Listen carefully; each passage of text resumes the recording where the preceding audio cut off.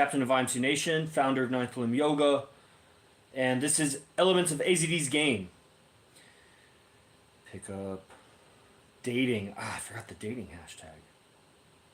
Acting. Yeah. Essential elements of Azd's Game. And who's AZD is the guy that these accounts are grown off of his clips. So maybe you're discovering the stream and you don't know who that is. So briefly, I'll tell you, top player on Earth, as far as I'm aware.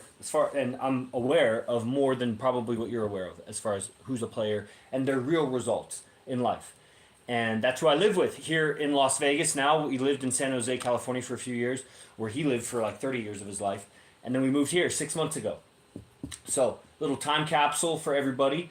And I'm going to explain one of the main ingredients, which is really everything's so integrated. Originally, IMC Nation, IMC is an acronym for something, and it meant something. It meant something else, and then it changed its name. It stayed IMC, but the letters meant different words. At some point, I come around, and it's integrated martial arts concepts. Okay, actually, that's what it was originally.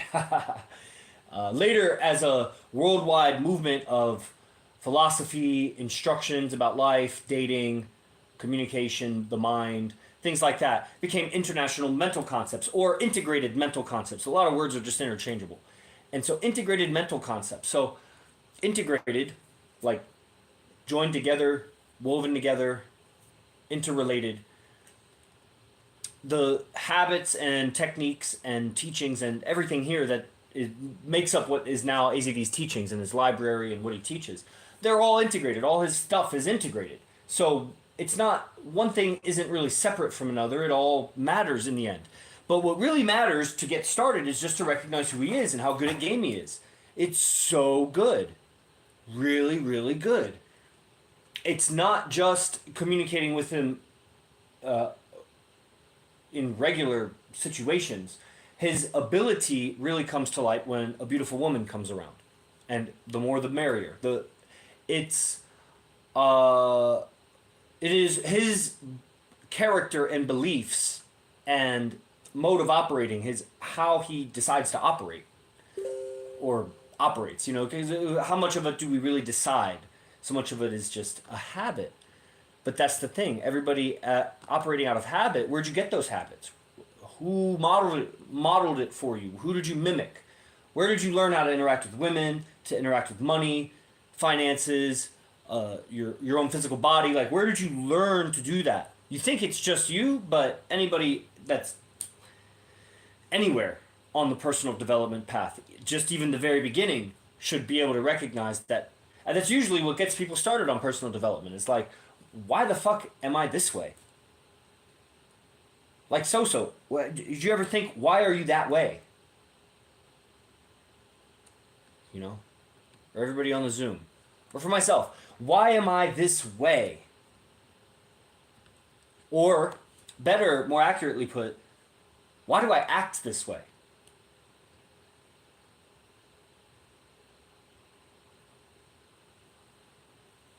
Habits. Where'd they come from? So, the people on the personal development journey have decided they want to change their habits. Maybe they haven't heard that terminology or they don't think of it in those terms, but that's what you're doing. You're trying to change in a way that you're not changing without the personal development, content out there. So, it's kind of baffling when you see someone very skilled at getting women to a regular guy, because you don't really see much outside of your paradigm. You see other guys, and maybe you're around somebody who's very successful with women, but it's very, the word that came to me is very satanic, but it's very in the matrix, how they do it. They make a bunch of money, great. They're super handsome, cool. They're like celebrity of some sort, got it. Status, power, okay. I get that game. I get it, that's the game, Some things I can control in that, some things I can't. But it always seemed to make sense, the guy who was getting women. I see why they get it. Not because of their game, but because they're so handsome, they're so rich, they're so this, they're that. They're so famous. But then when you see someone who's not that famous, not that rich, kind of ugly, and, borderline hostile, and just on the edge of what's even acceptable. And then you see the success with women is beyond everybody who it made sense for. The celebrities, it's like too many beautiful women, too much. It's like Playboy style, but not Playboy. There's no Playboy going on. It's like, Larry Flint, but no magazine with nudity. And then you observe it up close and you see it's baffling because it's literally like a code hacker where it's like it doesn't fit the rules if you learn the rules, the official rules, because somehow the code you computer hack it and it's like you can make it do something that it wasn't designed to do, but it can because the rules are there. It's just you gotta bend them or say it in a way that takes advantage of something that wasn't accounted for when the code was written.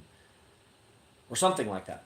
So the code of social dynamics pick up relationships with women has a lot to do like that. Gotta go. See you. Yeah.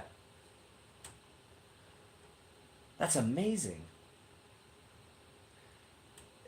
And then you, of course, see it's just a guy with 2 arms, 2 legs, English. Like, you could do that too. It's the same. Like, he doesn't have a 3rd arm, and to do game, you have to have 3 arms. He's not obscenely tall, anything. It's within the realm of human genetics, but just with the words, which comes from the imagination, that reveals a certain belief structure and a certain set of ideas about how to conduct oneself, how to respond to life. When she says this, you do that. Why? When she's beautiful, you do this, but when she's less beautiful, you do it this way. What? You actually have that belief structure to discern beauty in a woman and treat them differently? And it works by evidence that you have all these relationships. They are the most desirable women. Maybe not the most desirable, but it's at that level. Maybe you don't desire them the most, but dude, deny that they're at that level. That a girl with a similar flavor, just maybe different personality, maybe a little bit different features, but at that level of beauty, you would want that. I'm not saying that my teacher and friends, AZD's girlfriends, are the most desirable women on the planet. What I'm saying is they're at the level of the most desirable. Well, what does that mean at the level? That means maybe I would prefer a different one, and so I can always back out of that condition as a person viewing, be like, they're not the most. They're ranked number 10. I know 9 women more beautiful than them on Earth, bro. That means they're at that level, or whatever. You might deny. It's just not my flavor, like blonde or something. I don't know who doesn't like a blonde, but maybe somebody doesn't. They're in denial. A brainwashed fool would be like, I don't like blondes. Every race, every ethnicity likes a blonde woman. Fair-skinned blonde woman. That's like a desire in every...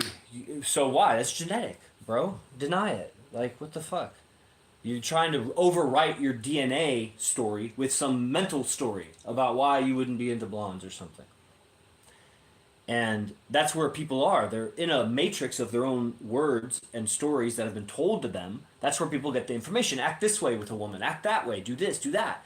It was words and then seeing it done, and that's where people got it modeled. And then they see a guy that's so incredible at it, and it's baffling. It's like, wow, I could do that. And then it's broken down as a system of game. Now, when you zoom in on this system of game, it's like not like any other game you've seen.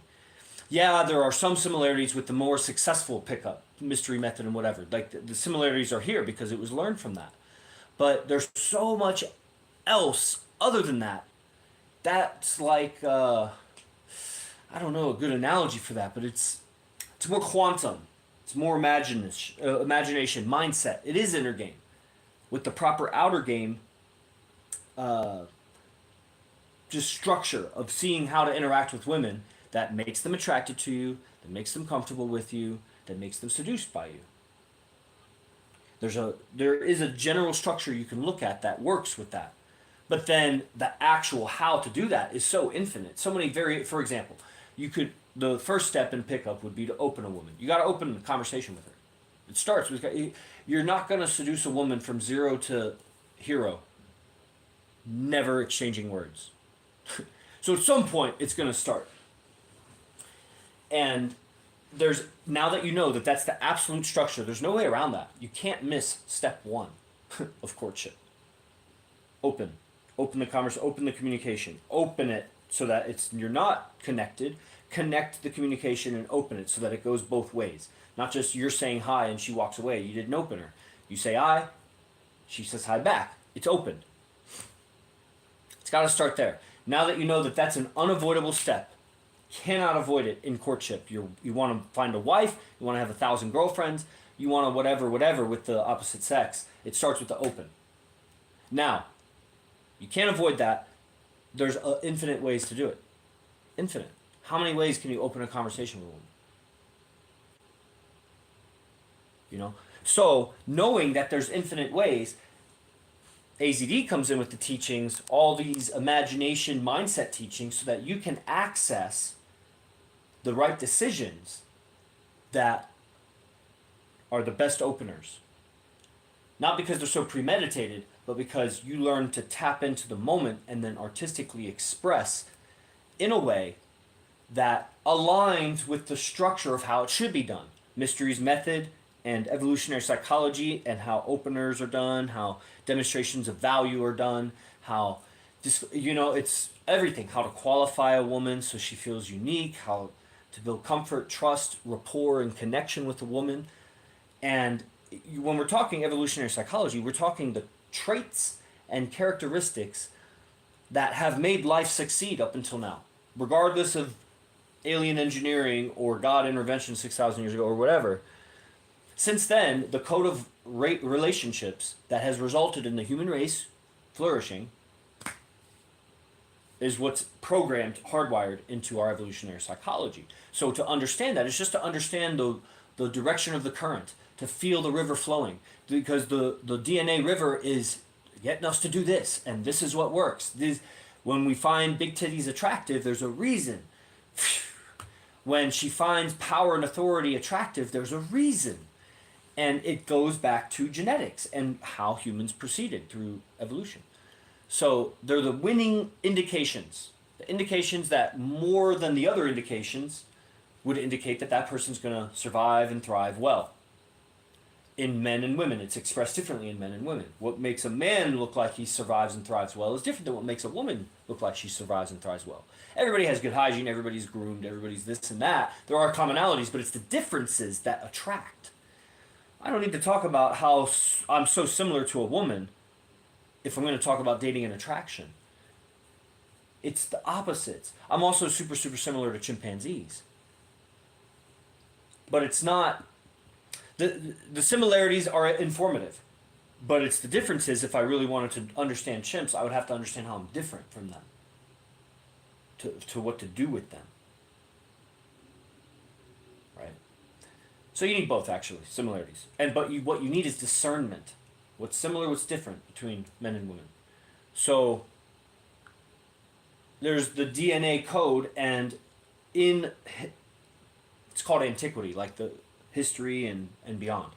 History and prehistory and everything. Humans mated, they went through a process that they didn't codify it like this. They didn't talk about it like open and DHV, neg, qualify, comfort building. Like that's recent that somebody codified the courtship process. But the courtship process is what has worked and meaning it results in offspring that survive, who themselves have offspring that survive, who themselves have offspring that survive. The strongest genetic lines that still exist, they were courtship. Yeah, there was rape and shit that happened throughout history. But overall, mostly, it's a courtship process. And maybe a lot of intervention from church and family and all sorts of things, culture and everything intervened. It wasn't pure and innocent. But the evolutionary psychology reveals what is actually attractive and results in relationships, successful relationships between people. Even if they can't exemplify it. The authors and whatever of evolutionary psych books, they can't have a healthy relationship. Psychologists can't have a healthy relationship. They suck by evidence. But they do uncover truths in their observations and, results and things. So, AZD's game aligns with the evolutionary psych, obviously, and the mystery method and other elements of game that work, right? So there's a structure that works. Now access infinity and artistically gain a sense of aesthetic about your expression. It's not enough just to see a beautiful tapestry. You got to paint a beautiful tapestry. And it can't just be you appreciating your beautiful tapestry. I mean, it can be, but that's not going to be successful in the tapestry business or the art business or anything. It won't be successful in life. You'll just make a tapestry that only you like. So make a tapestry, you got to see it and make it. So you got to see the right way of interacting with women, and then you got to be able to do it and create the result that you're going for. How do you create the result? That's a effect that you create with your expression, with your communication, with your beingness, your wardrobe and avatar and everything, your smell, your whole five senses and beyond communication of yourself is your tool to seduce. Seduce happens in the mind of the person. You don't force them, you seduce them so that they maneuver their being and their situation in your favor, in what you want. Seduce, you move people through the mind, and it's, yeah. So there you go. So you need a system to know what's aligned with the genetic river, the current of the DNA that's telling your body to do this or that. Then you need a communication that expresses your understanding in a way that gets what you want. You're a selfish creature. You want what you want.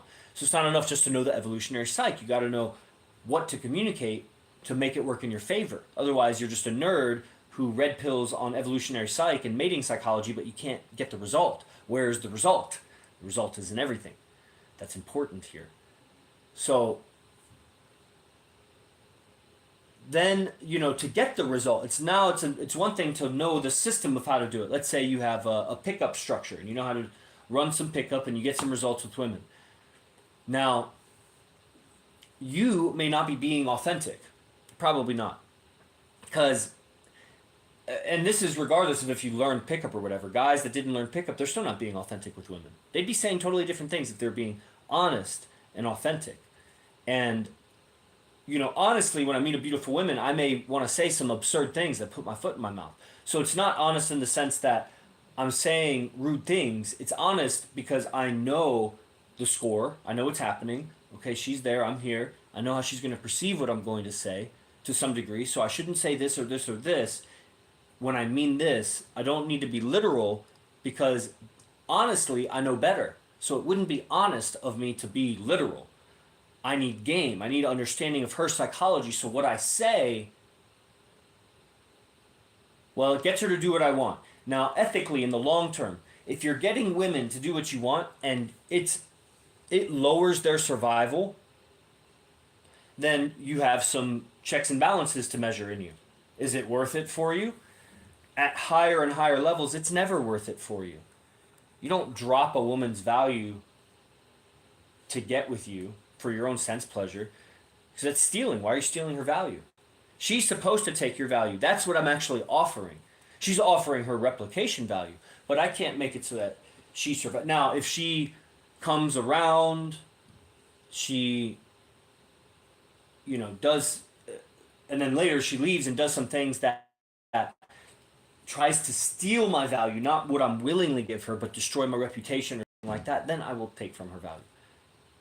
Then I'll destroy her reputation, of course. But if she gets with you, and then for whatever reason you're no longer together or whatever, or she's with you or whatever, you can't take away from her survival value to be with you. You could, but you're going to face something in your life that's going to stall you and you won't progress very well.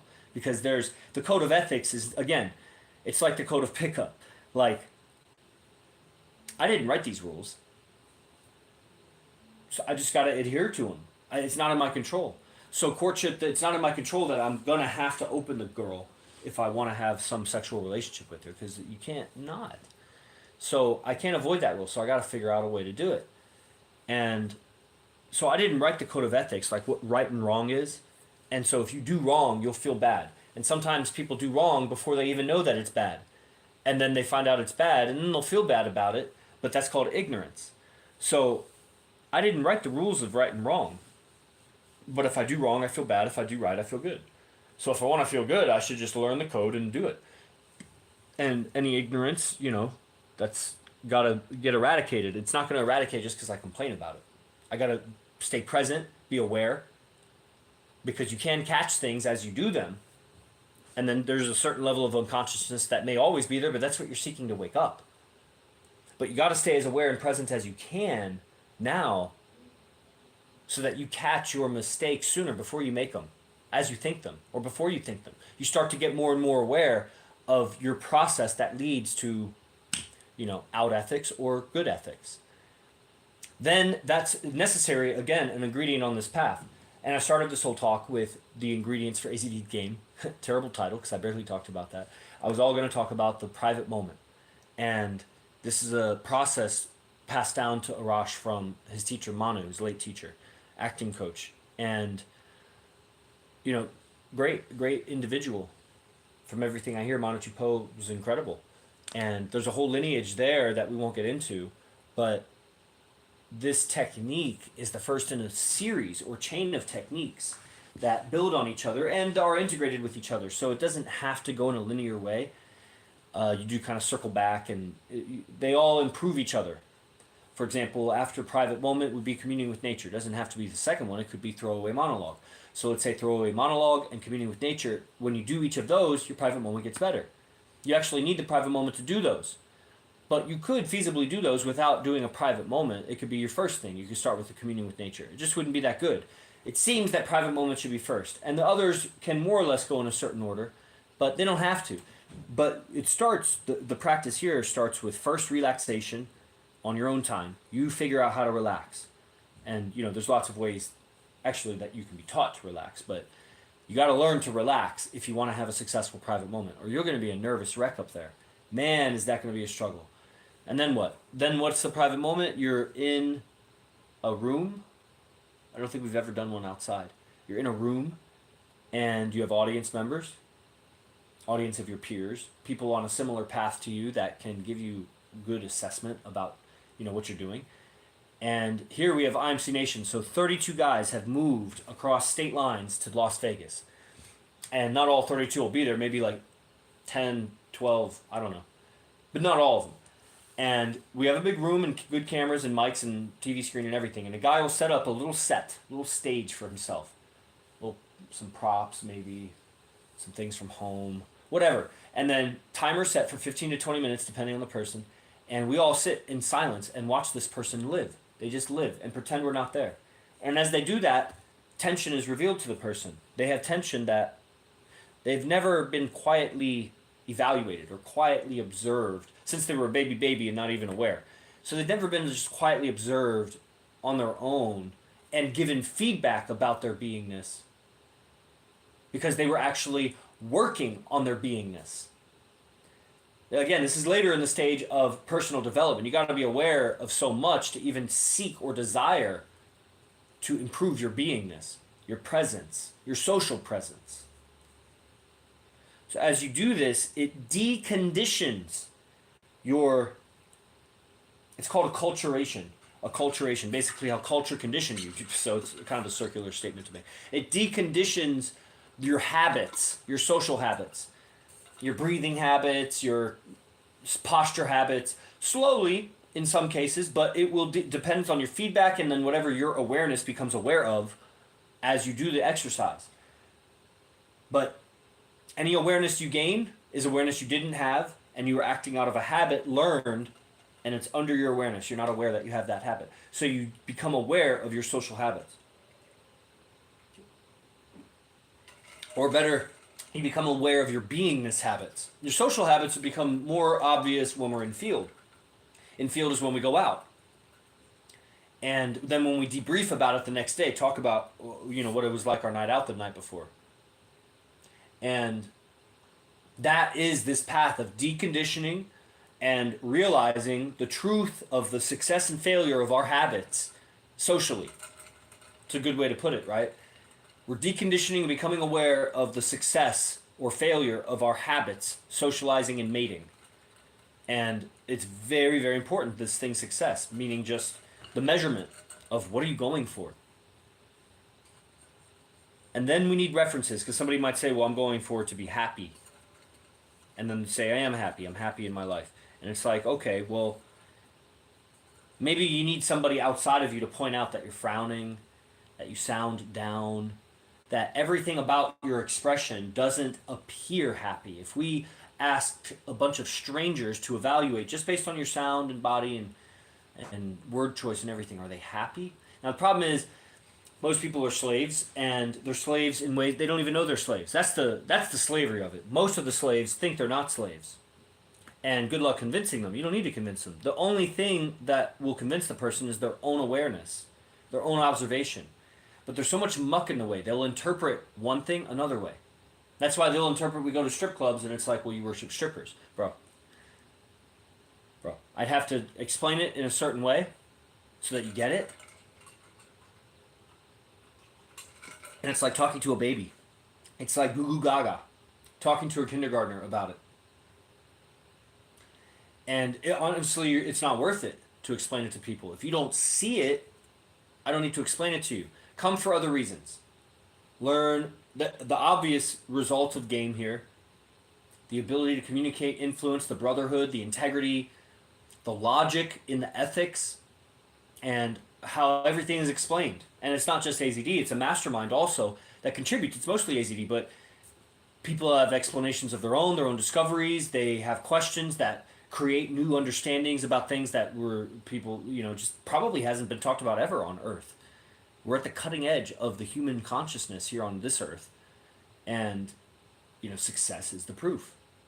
So the private moment, relaxation, and living naturally, organically in front of an audience of your peers and hearing the feedback, especially our feedback. You get a bunch of LGBTQ liberals in front of you and they're going to give you some weird-ass feedback.